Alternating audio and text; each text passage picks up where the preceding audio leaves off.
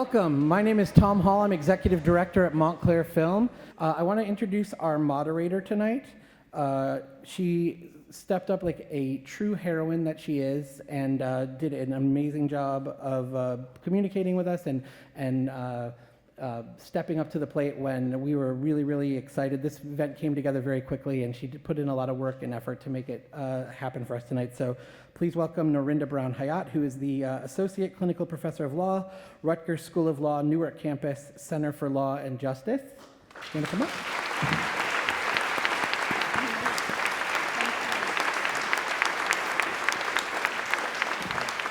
And our guest speaker tonight, Dr. Ibram X. Kendi, is one of America's foremost historians and leading anti-racist voices.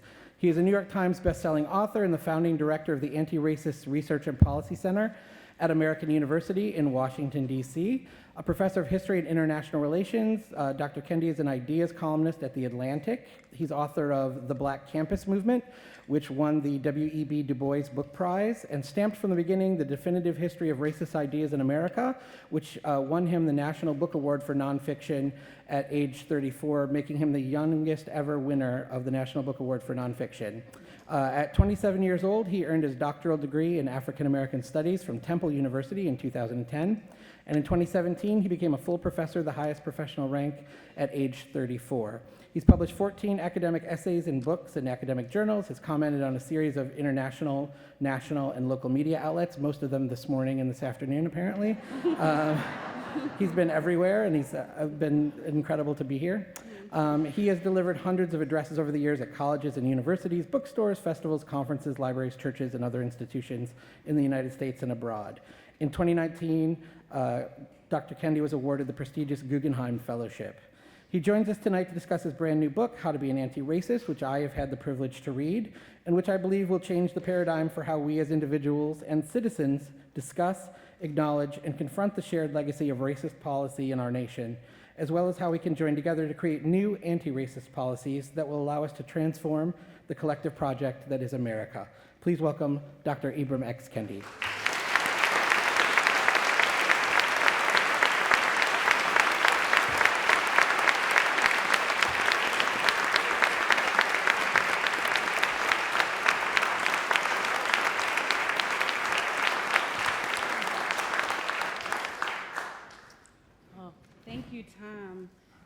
First, I want to thank Montclair Film for being such a wonderful community partner, whether through film or like tonight with important books.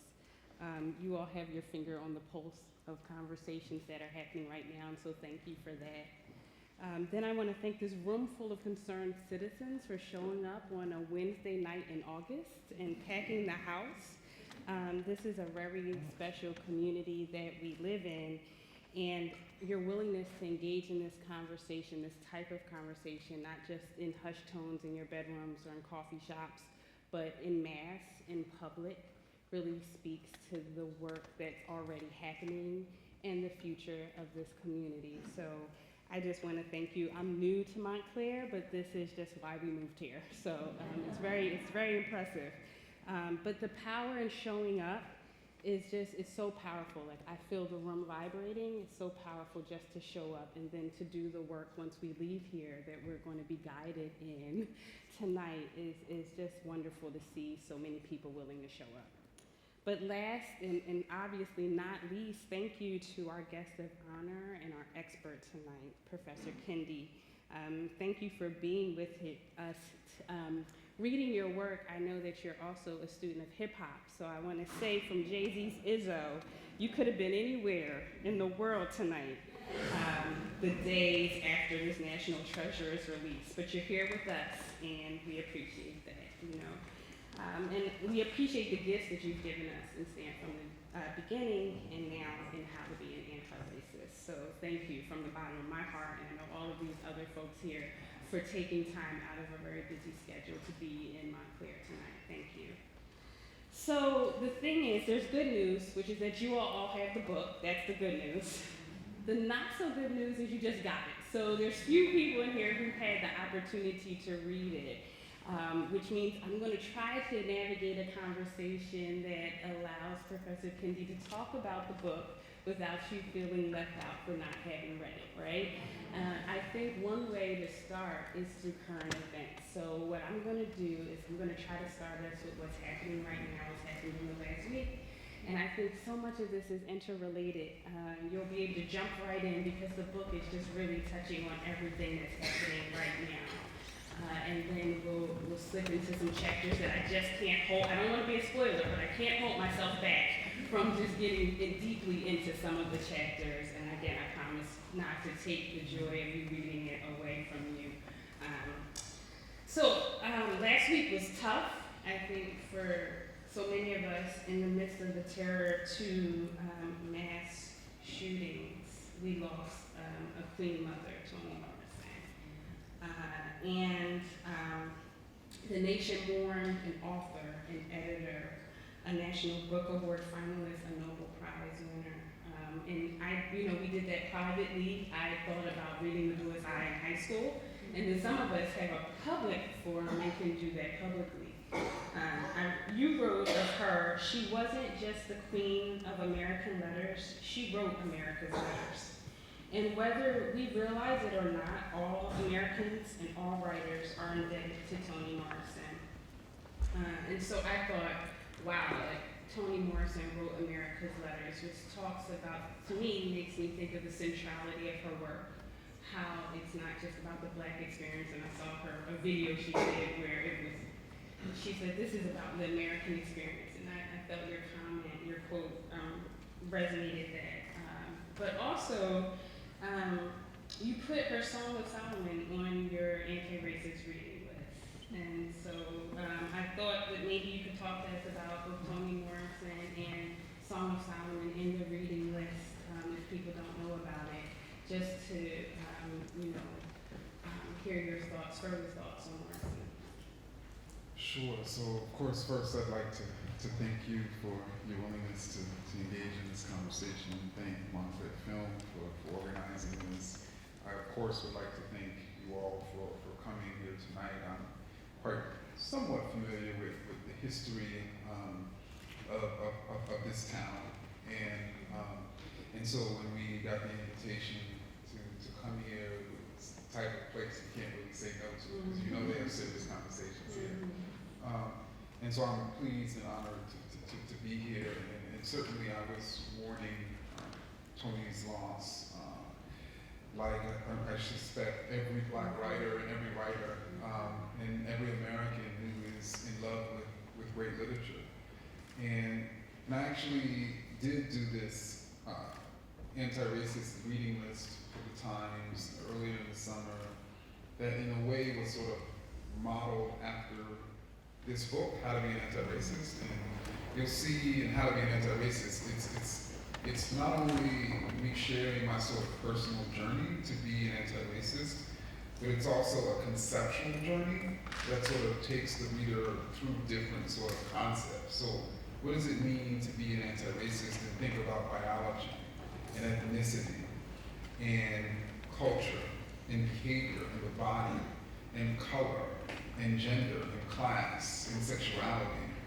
And so what I actually did was, for this reading list, I recommended a book that could really sort of speak to how we can operate and be as an anti-racist as it relates to biology or gender. And for color, I chose The Bluest Eye. And The Bluest Eye, which of course was the story of a Black girl who yearned to have these blue eyes because she believed these blue eyes made her beautiful. And what was ironic, and the reason why that book touched me, not to give away too much of How to Be an Anti-Racist, but I had a similar story in college.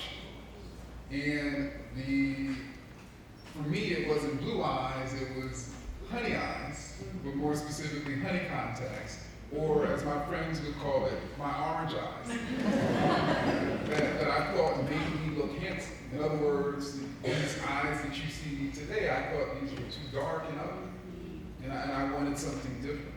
And so, that book that I actually read a few years after I took off those orange eyes for good really touched me deeply, as did, and of course I voraciously went through her, pretty much her entire sort of canon. Beloved was unbelievably difficult to read, but simultaneously it transformed me. And then I'll say in closing that Toni Morrison, one of her consistent messages to Black writers, she was mentoring to Black writers, she was editing, was very simply to not write with the white critic on your shoulder. To not write with this white gaze in your mind. And essentially, it was to be free, right, as you write. And obviously, you're gonna see this in reading How to Be an Anti-Racist. There's no way I could have put this book together if I had the white critic, or even the white gaze upon it. Thank you for that. So, I think one of the things that strikes me about the work you're doing is the connection to history, right? You are a historian, and I thought it would be important to just raise that, underscore that as we talk tonight, right? That because there's so many talking heads, there's so much talk about talking heads and commentators, right? But you are a historian, right? You are putting together, weaving together the facts, the Americans' history on race, which made me think about an article I saw in the New Yorker. I don't know if you saw about the decline of historical thinking. Did you see this?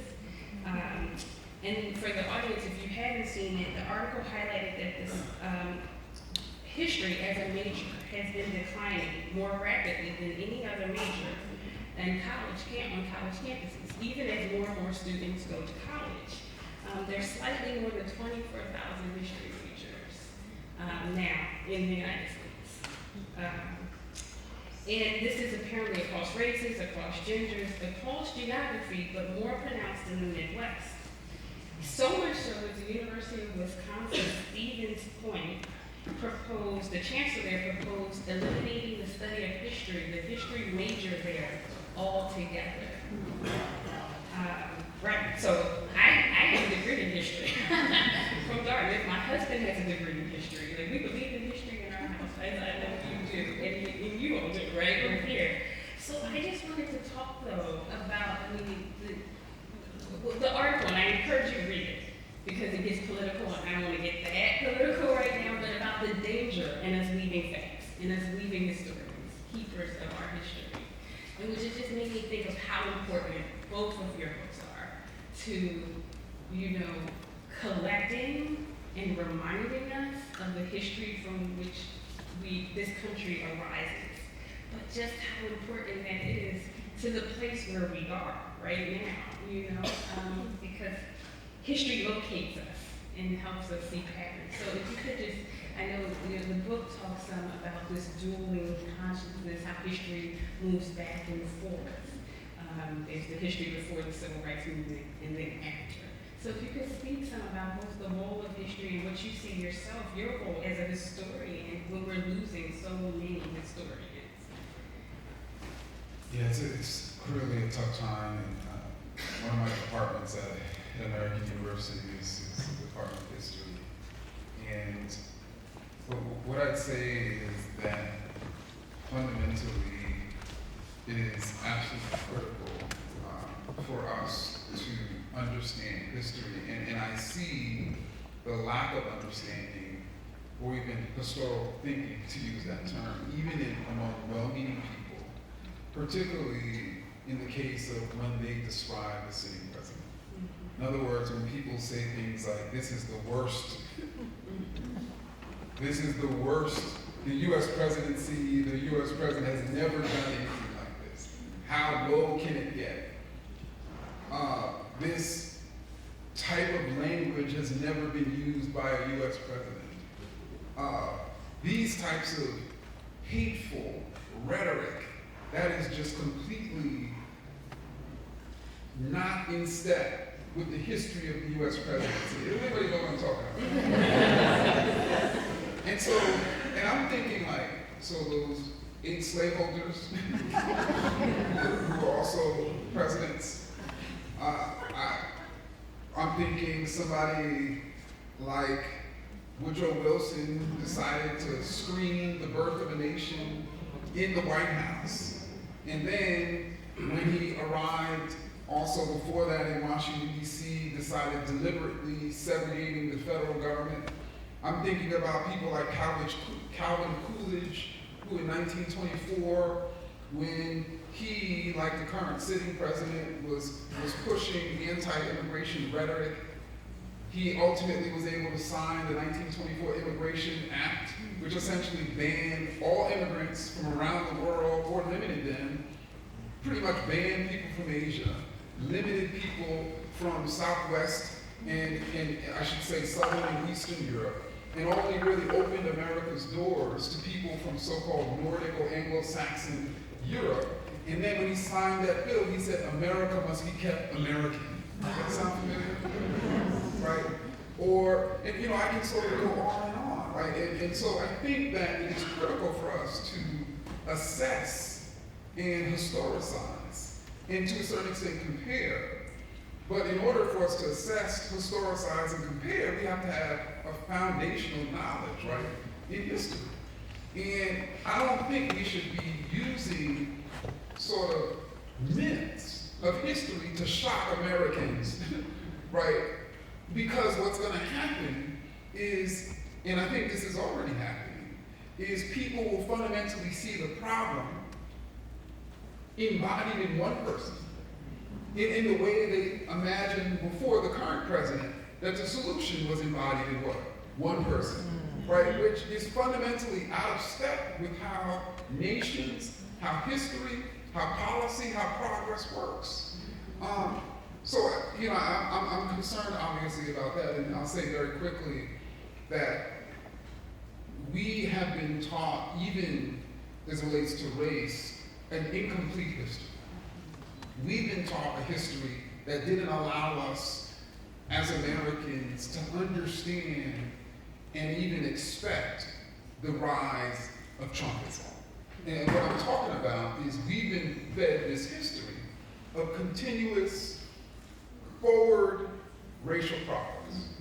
That we as Americans, we moved away from chattel slavery, we moved away from Jim Crow, we elected a black president. I'm quoting, what do they call him?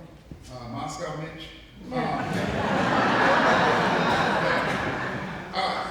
And so we had racial progress, right? And I'm sorry, it's just, I guess one joke this morning was rubbing off on me, right? But, because he coined that term, right? But I think what's incomplete is there has been progress, right? I think we should recognize the anti-racist activists who were critical in the ending of chattel slavery, in the ending of Jim Crow, to a certain extent began rolling back mass incarceration before the current administration. But what's also been happening simultaneously has been another march, another force, another historical force, and that has been racist progress. And that really, when we understand America's racial history, we're really understanding this duel between both racist and anti-racist progress, between those Americans who are fighting valiantly to maintain racial inequality, to maintain white supremacy, and those Americans who are fighting valiantly to dismantle white supremacy, to dismantle the racism that is causing racial inequity. That is the fundamental historical battle that we've been facing. And just as anti-racist activists have succeeded and progressed, so too have racist activists succeeded and progressed. And some of you are like, what does that even mean? What I mean by that is racist policies have become more sophisticated over time. So, for instance, current day voter suppression policies, like voter ID laws, like purging polls of voters, voting rolls of voters, like, let's send them voting machines that don't work. Like, let's engineer it such that those people will have to stand in line for 4 hours. Okay, last time they stood in line for 4 hours and it clipped off these number of voters. So let's how about we extend it to 5 hours? Or let's have mechanisms in which we as politicians choose the voters, and as opposed to the other way around. And these are sophisticated policies, much more sophisticated than grandfather clauses and poll taxes and others. And even post-racial ideas. The notion that this nation is past racism, which of course became ascendant not only among conservatives, but even among liberals, to a certain extent during the Obama era. These ideas, the reason why I would argue they were the most sophisticated set of racist ideas ever created was because unlike previous sets of ideas that essentially fed Americans, told Americans exactly what was wrong with Latinx people, what was wrong with Asian people, what was wrong with so-called white trash, what was wrong with black people. What these ideas did is they said to Americans that there are all these racial inequities all around you, and we're past racist policies. There's no more racist policies. That has no meaningful effect or existence in society, which then left Americans to say, okay, how do I explain the fact that 40% of the incarcerated population in this country is black? How do I explain that black people are twice as likely to be unemployed? How do I explain the growing wealth gap if it's not racist policies? Okay, let me figure out what is wrong with black people. So people figured out for themselves what was wrong with black people, which is why it became so hard for us to challenge those ideas, because they were so different with every individual based on their own conception of the world, based on their environment, based on their neighborhood, based on their relationship with people of color. And so it created a scenario in which it's harder for us to challenge them, if that makes sense. Yeah. In critical race theory, which I have taught, Eric Bell talks about the persistence of racism, and I teach it to my students is like racism shapeshifts. Right? Like you can't just use old tools. There's new methods, and we have to find new ways to combat these new methods. The law has to respond. The law has to shapeshift too, right? In response to the way discrimination shapeshifts, in response to the way racism, in this case, or it shapeshifts. We have to be ever ready, right? So I think you brought us to a space where I think, all politics is local. One of the chapters that you talk about, in which you talk about education and power, chapter 3, raises the question of education. So I think that's appropriate here in a town where 99.99% of the people move here for the schools, for their children, for a diverse way of life, for diverse schools.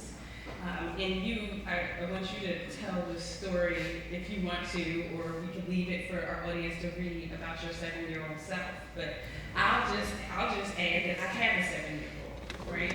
I have a 7-year-old right now in Montclair Public School, and he's imaginative and articulate and inquisitive and confident and at the top of his math and his language arts groups. But it was a hard year for him. And I questioned my decision to come here because I thought, I pay all these taxes, 60% of these taxes go to the schools for him to be a happy boy. And he wasn't happy. And yes, we moved. I tried to say, yes, we moved. Yes, he left some friends, but he's just 7. They weren't lifelong friendships.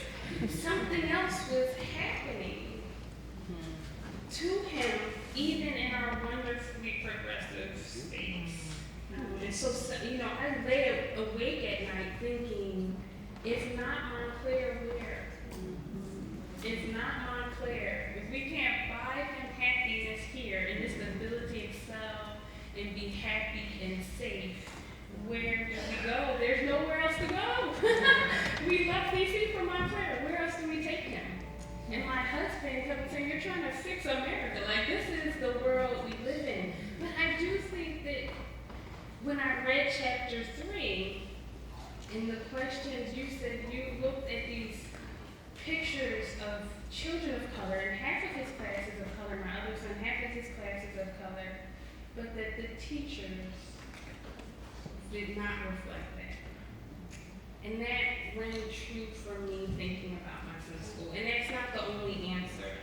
But I just wanted you to, offer, if you could, some thoughts about what a well-meaning, progressive community in New Jersey with diverse schools at the student level might do to be anti-racist in its policies. And you talk about there's racism and then there's anti-racism and then there's anti-racist policies too, right, in place. What might we do? And as the young people say, I'm just asking for a friend. Not asking for us, just asking for a friend. Not pointing the finger at us, but just saying, is there anything that, as you've reflected on this, obviously since you were 7, what do we do for these young kids of color, particularly in my case, 2 black boys, in a wonderful school district, but still struggling with identity? So if you could speak on anything about chapter 3 in power and education. So, I'm thinking 2 different stories. I'm trying to figure out which one you're speaking to. So I'll tell one of them. And that is when I was, in 3rd grade, I was sent to a Lutheran private school in Queens. Partly because my middle-income parents, like many black middle-income parents in the 90s and late 80s, were choosing to pay money basically in the city to send their kids to private, typically Christian schools, because they didn't want to send their kids to public schools with those poor black kids, for the lack of a better. And I talk about that sort of in a different sort of way, but that's another subject. But to this story, I had a white teacher, and the majority of the students in my class were students of color. I think 3 of the students in the class were white. And it became obvious to me, because I was quite observant as a kid, that when the white kids would raise their hand at the same time as the black or Latinx or Asian kids would raise their hand, the teacher would invariably call on the white child. That when the white child misbehaved in the way we misbehaved, they would ask them questions. She would ask them questions like, what's wrong? When she would essentially just punish us. So that became apparent to me, although of course I didn't necessarily have the language to explain what was actually happening. But then one day, and it bothered me, but then again, it didn't really seem to bother a lot of my classmates. But then one day, it seemed like it did. There was this very petite black girl who rarely raised her hand, and the teacher asked something, and she shot up her hand, really excited, and the teacher looked at her, and then a white child raised their hand, and she chose the white child to answer the question. And then I saw this little girl's hand going down and her spirits going down. And as her spirits went down, I started getting upset. And not long after that, the teacher ended the class and we went to chapel service. Because chapel service was pretty regular in these Christian schools, for better or for worse. And after chapel service, the teacher was ushering the children out, and she came upon me, and I was sitting in the pew towards the middle of the sort of aisle, and she asked me, oh, it's time to go, Ibram, and I was like, I'm not going anywhere. And she said, no, it's time to go, and I told her, I'm not going anywhere. And at that point, in the narrative, in the book, I talk about, well, if I would have been one of her favorite white children, would she have asked me, what's wrong? But instead, she continued to demand that I leave, and I continued to say, I'm not leaving. And eventually she stormed off and called the principal. And the principal came with her demands for me to leave. And I didn't leave either. And then she finally sat down and asked the question that the teacher probably should have asked a long time ago, which was, what is wrong? And then I talk about how I literally gave my first dissertation on racism.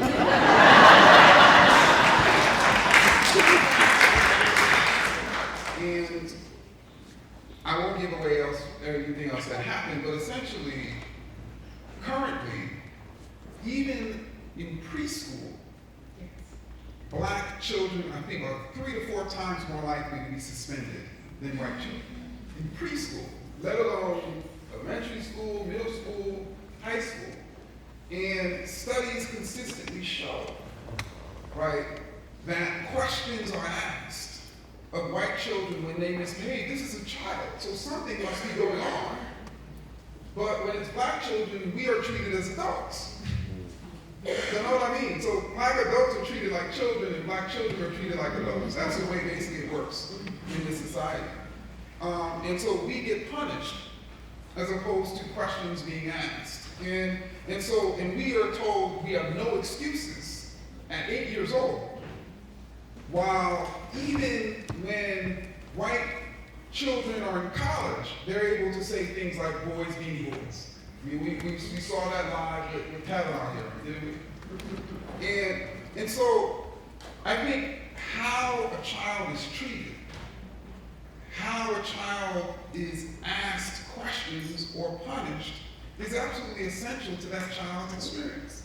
And so first and foremost, I think any community that is serious about having an anti-racist teacher force, about having and ensuring that the teachers are not subjecting black children when they misbehave in ways that they're not subjecting white children when they misbehave, is they should be first and foremost taking data, if it's possible, on whenever a teacher is reprimanding a child on any level.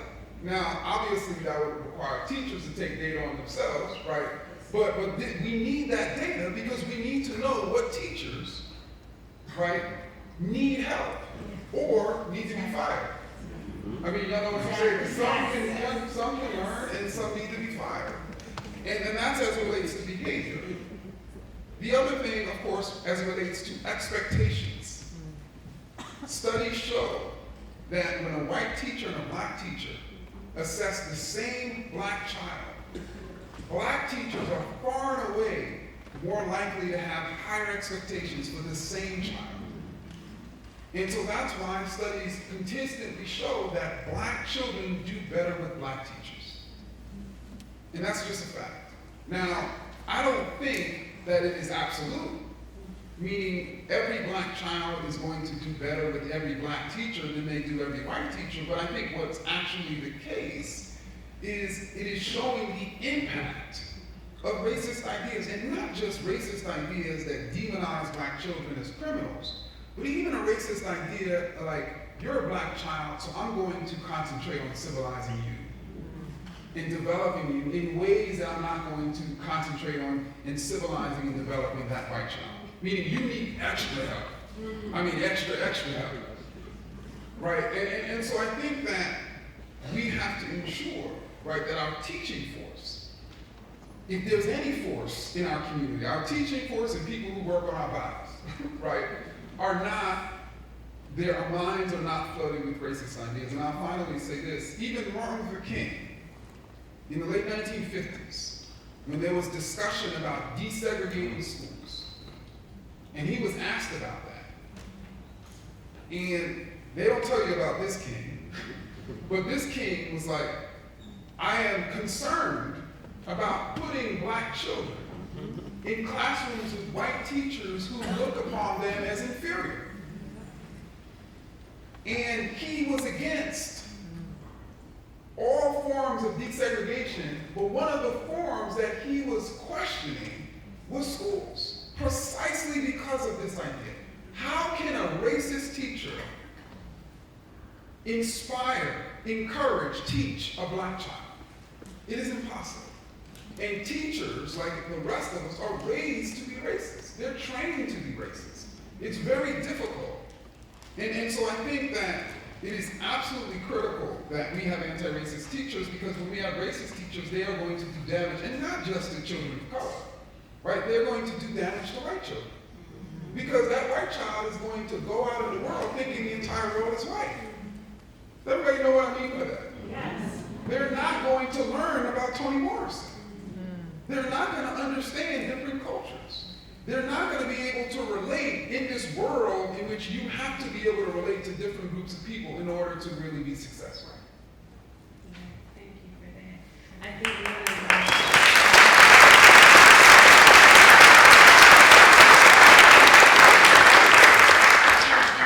these are very tough conversations that hit home. I found myself running to school, providing articles about the achievement gap, about the discipline gap. You know, my colleague who's in the audience, this is her education, is more her sphere. I'm a housing person, but I found myself having to beef up on housing to educate the people so that my child would be comfortable, you know, and all children in his environment would be comfortable.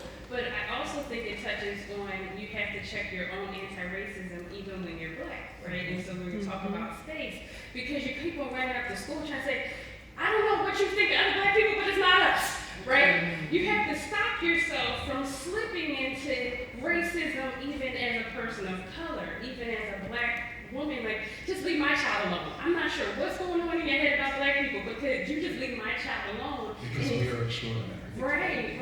Because I'm elite, I'm talented, 10th here. No, you don't want that, right? But you find yourself doing it to protect your child. And so, you know, what I realized in the end is that I have to try to protect all those children, just educate, educate. Let me bring articles, let me see, can I volunteer? Can I bring somebody here to do the education so that I'm just not leaving anyone behind, just to save my two, you know?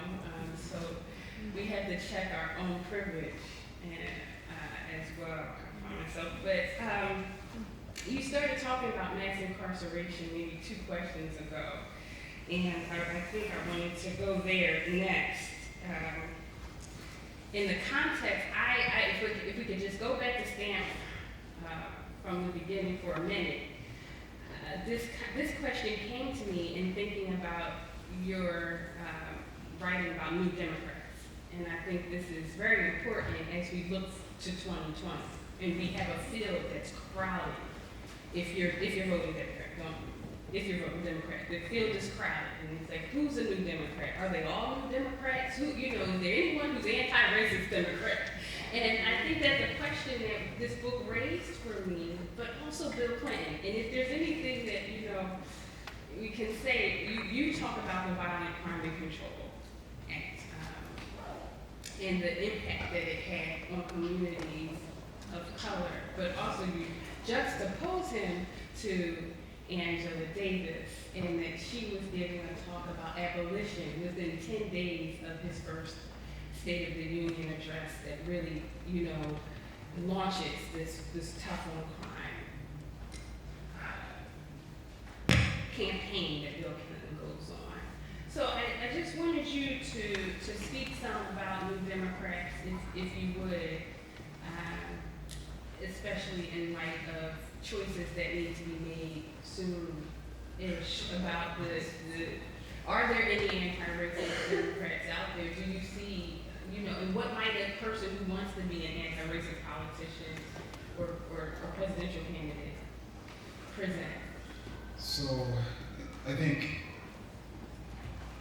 what's critical is in terms of the New Democrats, I think most people remember that in the mid-1980s, one of the reasons why the Republican Party became ascendant was because they had presented themselves in contrast to Democrats. And this is whether you're talking about the 1980 election, or more specifically the 1988 election.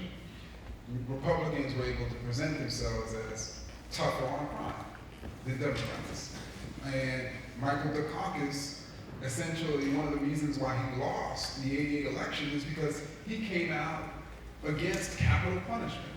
That George Bush was able to use, anyway, I don't want to sort of retell the history, but what's important is in that political context, the Democratic Party, but more specifically, a wing within the Democratic Party that became known as the New Democrats. And these were Democrats who made the case, we're going to be tougher on crime than the Republicans. And one of the leaders of these New Democrats was, of course, Bill Clinton.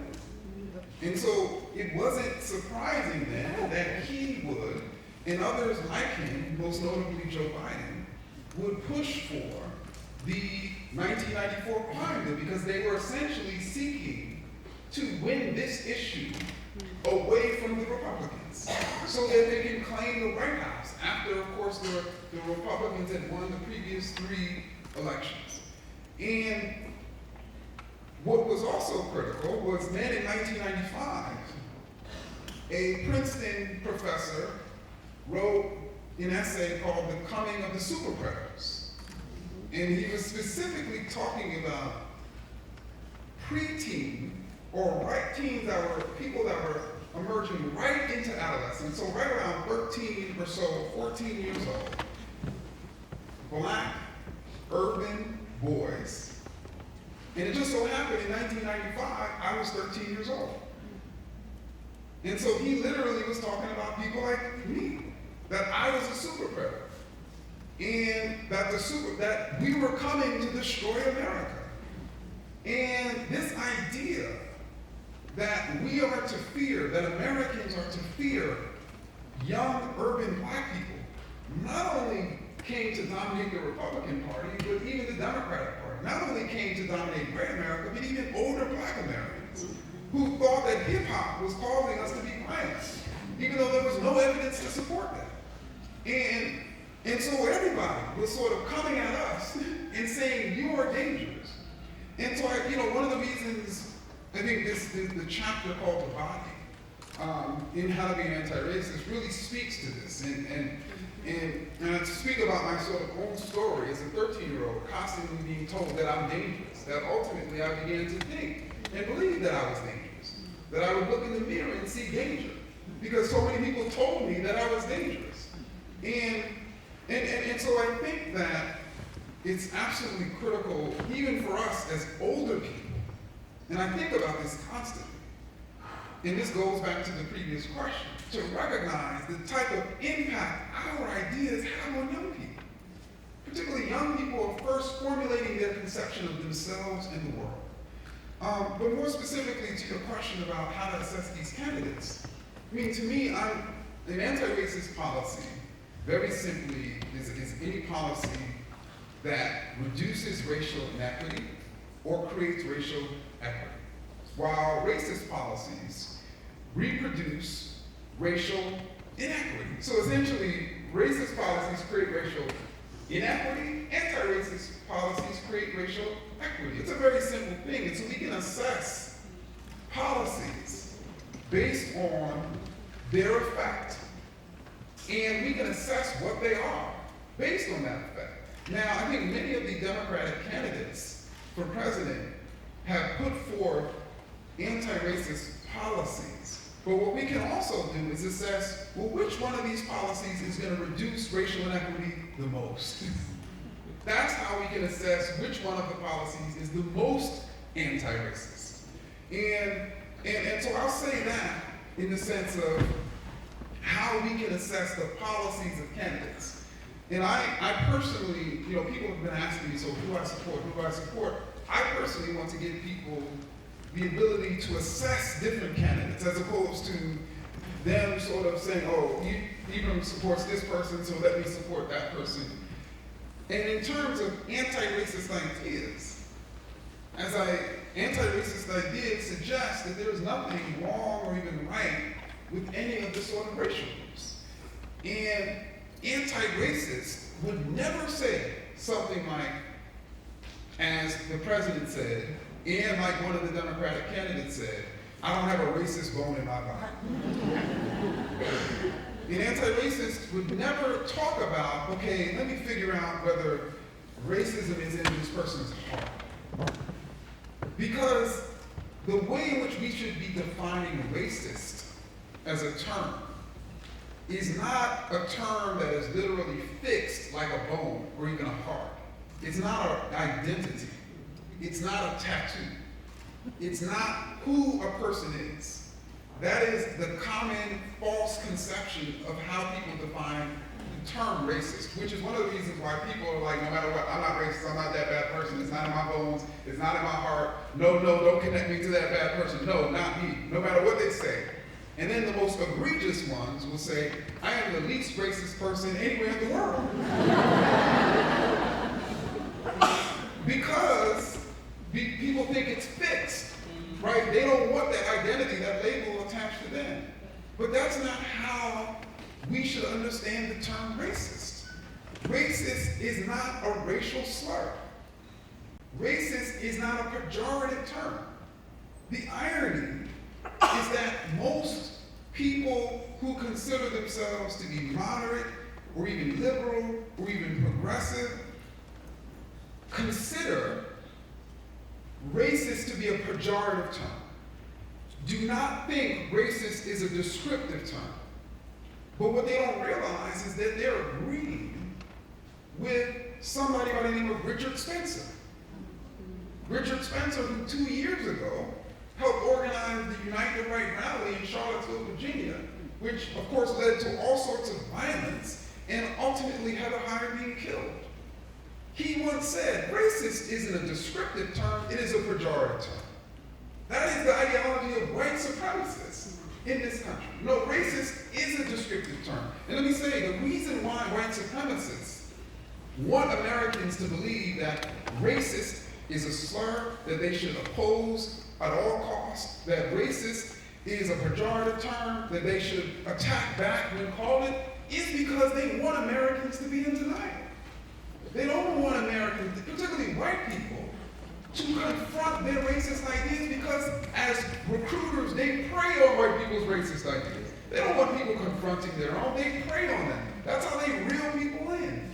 That's how they give people assault rifles conceptually, who then go out and mass murder people through racist ideas. So they want people denying it at all costs because they think it's this fixed tattoo, this slur, that people are just attacking me. No, racist is a descriptive term. It describes when a person is saying something that is racist, you're being racist, period.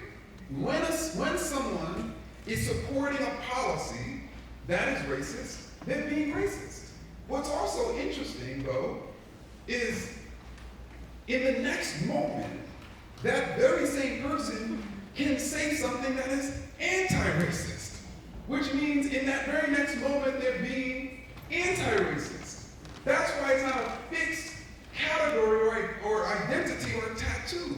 It is a reflection of what we are doing in the moment. And so I think it's accurate when somebody in the moment says something like, Latinx people are invading this country, or telling 4 congresswomen of color to go home, or classifying Baltimore infestation, that they are being racist. Now, if somehow they were brought back to the land of the living and resurrected into another body, and they started saying things like, you know what? I love Latinx people. They're just as American as everyone else. Then they would be being anti-racist.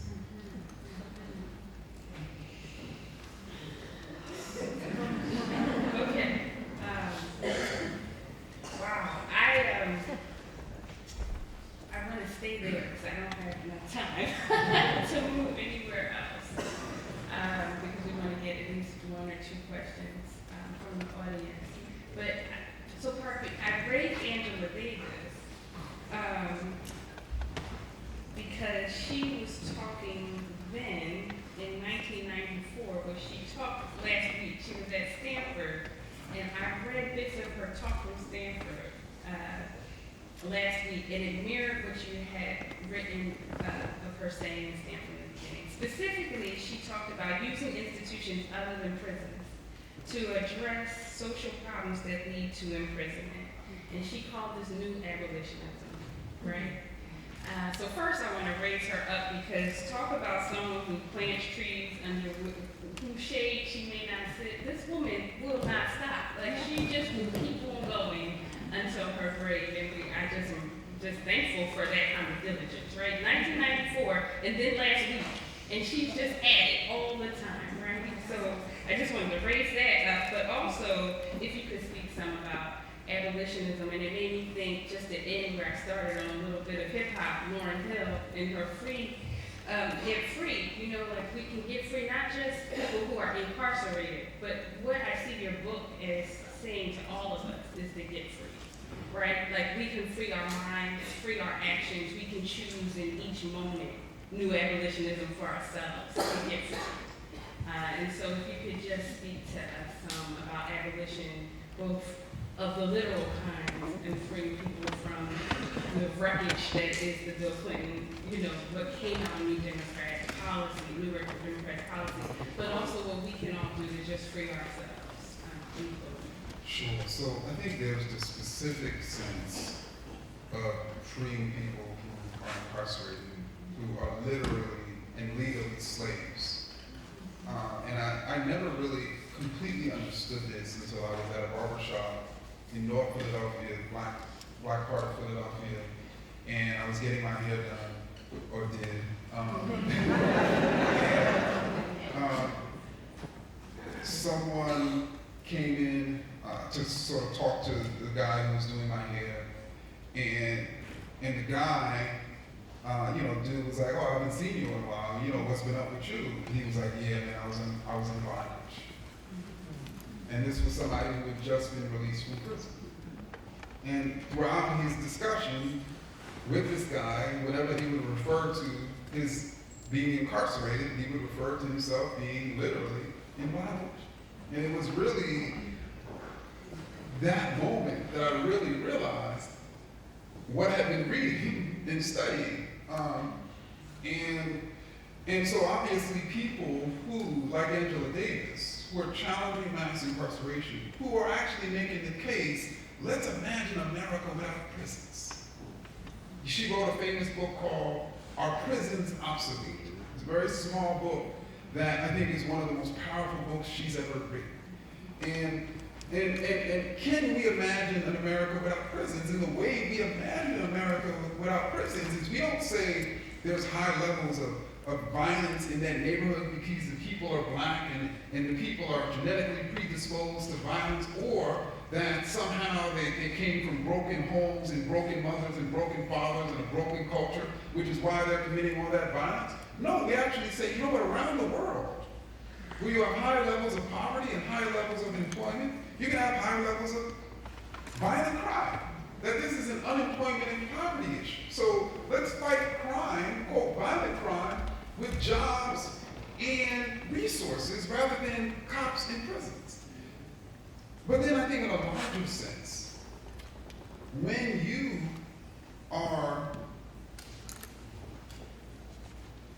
your mind is functioning on racist ideas, you are easily controlled. You're easily controlled. And we see this every day, right? We see how people, particularly from a political standpoint, are so easily controlled, not just controlled, but controlled to constantly do things against their own self-interest. You have literally, right now, large numbers of white men who are opposing this current political struggle for gun control, even though in states with the weakest gun control restrictions, you have an epidemic of white male death via suicide. That's happening right now in America. Right? Literally, guns and the availability of guns is leading to white male genocide, and it's being promoted by what? White men who have been led to believe that they need guns to protect themselves against Latinx invaders, black criminals, and Muslim terrorists. And it just so happens that the politicians, but more importantly, the benefactors of those politicians are getting rich after all of the guns that they buy. They're easily controlled. right? And, you know, we can sort of go on and on about the ways in which people are literally controlled, the way in which people literally harm themselves, harm their children because of their racist ideas. And so literally, when you start thinking differently, when you start saying, you know, there's nothing wrong with any of these groups, that I should be focused on power and policy, that the fundamental problem in America is racial problem, is racist power and policy. None of these people, it is hard for you to be manipulated politically. And it also literally frees you. It frees you because we're going bogged down. We are not able to be fully human with racist ideas. Because to be fully human is to connect with all of humanity. And we're limiting. People limit their humanity by cutting off certain groups of people, by looking down on other groups of people. They're literally eliminating their own humanity. And so literally, racist ideas free people. But not only that, and then I'm shut up, I'm sorry. Racist ideas, and more specifically, racism, but more specifically, let me speak about racist ideas, literally are leading to deaths. Like, when you put an assault rifle and the assault rifle of racist ideas together, what do you have? What do we keep having? Mass murders. That literally racism is death. And anti-racism, in contrast, is life. And to give an example about the El Paso shooter, for those of you who haven't read the manifesto, let me explain one of the cases that he made. He made this case that my job, the job of my dreams, is becoming obsolete and will be no more in the future. So he talked about how literally Latinx immigrants were taking away from his own personal economic prospects. What he didn't realize, because of his racist ideas, was that when you have immigration in a state or in a community, it actually increases the number of jobs. Studies show it actually increases wages. And being a white male, he would have been at the front of the line for those jobs. So he didn't realize that literally when he walked into that Walmart and shot those people, he was shooting at his own livelihood. He didn't realize that because of his racist ideas, he was killing the people who could actually bring him his dream job. Can you see like how contradictory racist ideas are?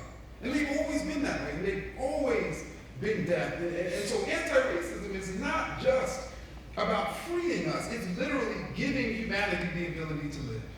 Thank you.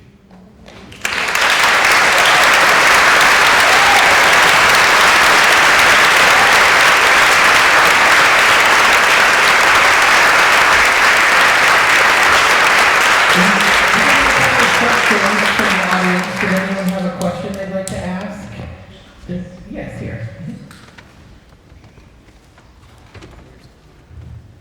So, I'd like to ask a question your talk was me from the beginning. I'll move a little bit further about Montclair itself. So, a contradiction. In Montclair, there's an arts district going up right around the corner, and that was a big empty space, and there was a lot of fighting on what was going to go there. And I know there's some research that shows that art districts result in less diverse areas. There could be housing there. And then there's fights over housing that goes up and how big it's going to be. In Montclair, there's a rule that somewhere between 15 and 20% of the housing has to be low income, which tends to make the town more diverse. And so if you build 300 units, you get 45 low-income housing units. If you get 600, you get 90. And so that's a value, anti-racist value maybe. But then there's also the value that's expressed very strongly about it's an arts-based town and it shouldn't be overcrowded and those kinds of things. So can you just address that a little bit about how does that? So you want me to wade into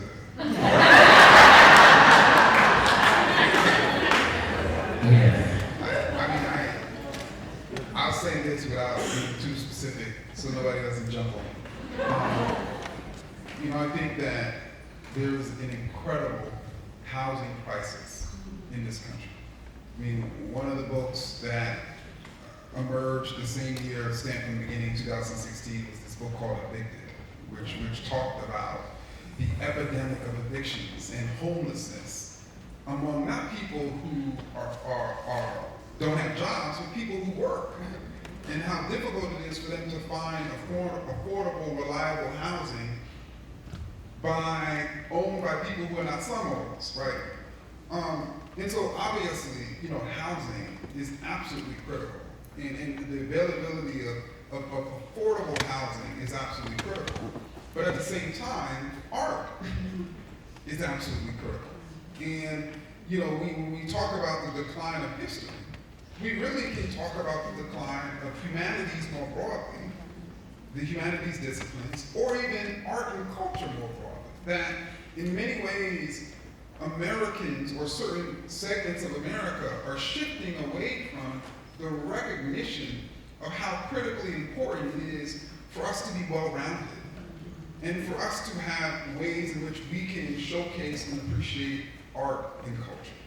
And because state and local budgets are shrinking, you have, of course, people making decisions to cut off available funding for art. Now, I don't know whether I stepped, I don't know where I'm going on this but when it comes to sort of the effects, the choices, the hard choices, you know, I think we have to, as a community, have to study, okay, what is going to be the impact, right, of these? What is it going to cause more inequity, particularly more racial inequity? Or, and I think that's the fundamental question that has to be asked. And obviously, if it is, then that's a problem. And that's a problem that needs to be corrected. Great, we have time for one more question. I have a question here in the front row. I'd just like to comment. I'm, first of all, an educator of 30 years in Montclair School District. And I would like to speak to something that resonated deeply with me and my colleagues. And it was the issue of the micromannerisms that occur in classrooms by white educators, and that how some of these micromannerisms impact academic achievement among African American students, particularly males, and how some of our educators are wonderful. They come with great competency, technical competency, but not cultural competency. And sometimes the lack of that cultural competency most definitely impacts self-esteem among African American boys in particular. I feel that as an educator, I am a gatekeeper. It is my responsibility to infuse equity academically, culturally, socially, among children of color and my counterparts, my colleagues. And so I could relate. I've heard children say, I feel invisible. I have been in this district again for almost 30 years. And I look at the schools and the population of educators. And I see how children of color react to me instantly. They're happy, they're glad. They come to me just to enjoy my presence, and they know that I see them. So how can we, nationwide, look at hiring policies, look at what we can do to entice more educators of color into our classrooms? Because research speaks to, if by third grade, most children of color don't see someone that looks like them, their aspirations and their desires for academic achievement dwindle. So what can we do? Because I feel that I'm a gatekeeper for that and a supporter. Thank you. So the obvious answer is hire more teachers of color. And ironically, right, and as a professor,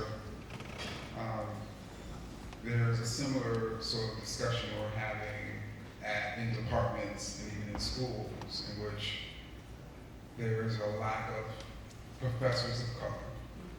And then the deans or the search committees say, oh, well, we sent it to all of the listing sites and, we were open to any sort of diverse candidate. And it just, the pool wasn't that diverse. And so there was really not much we could do. And I actually, before I was at American University, I was at University of Florida. And the same things I would hear there. And so they say, there's just, there wasn't anything we could do. Ironically, down the street in the athletic department, you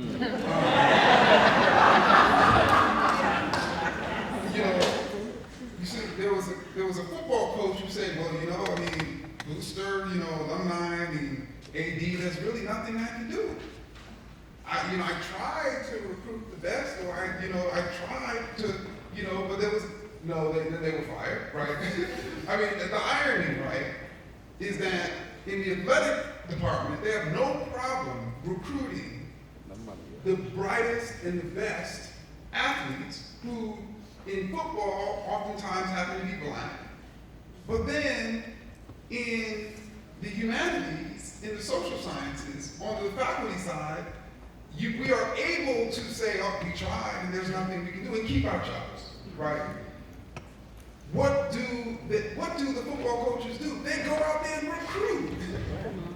And they don't accept no for an answer because they know if they don't bring in those players, those teachers, that it will be their job, right?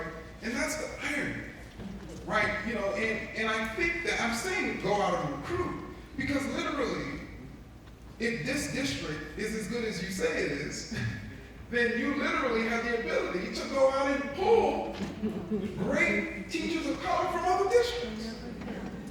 And say, we're going to raid all these districts.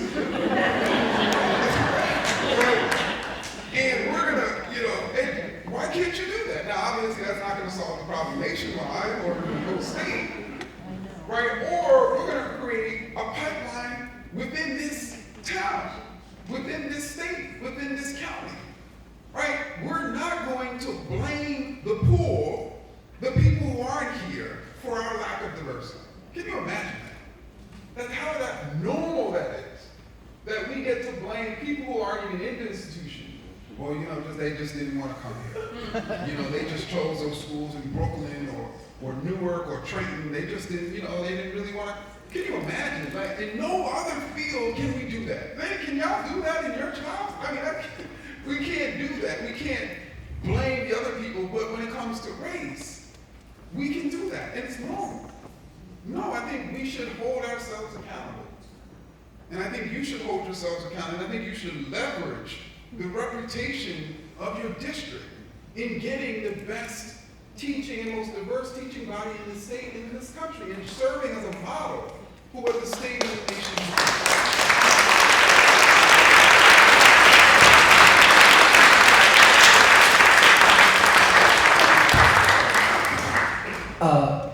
Leave it to Montclair to turn it into a school meeting. So we have to get Professor Kendi back to Manhattan at a reasonable human time. He was on Morning Joe this morning and up very, very early. So I have to end the Q&A there, but I want to thank you, sir, for bringing this book to our community.